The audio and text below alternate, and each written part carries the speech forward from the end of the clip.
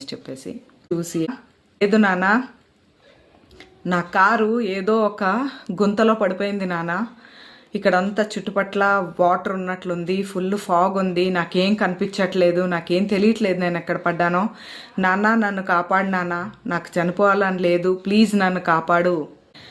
27 years, 27 సంవత్సరాలు, పేరు Yuvraj Mehta.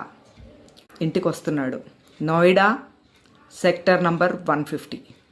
Okay, ఇంటికి వస్తున్నాడు, ఇంకొక 2 నిమిషాల్లో ఇంటికి వెళ్ళిపోతాడు. అనగా అబ్బాయి నిండా నీళ్లు నిండిపోయి ఉన్నాయి, 30 ఫీట్ లోతు ఆ పిట్. సో అందులో పడిపోయి ఉన్నాడు.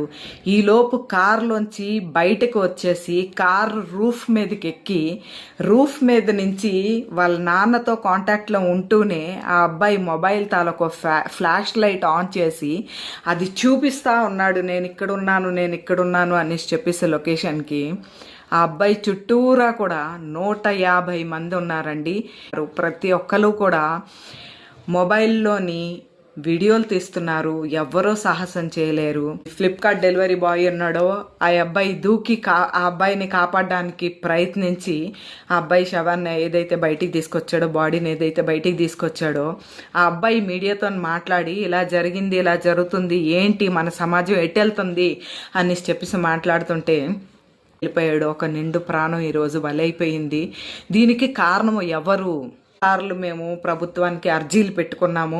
ఇక్కడ ఈ నీళ్లు చాలా ప్రమాదంగా ఉన్నాయి, ఎందుకంటే చుట్టూ సొసైటీ అండి.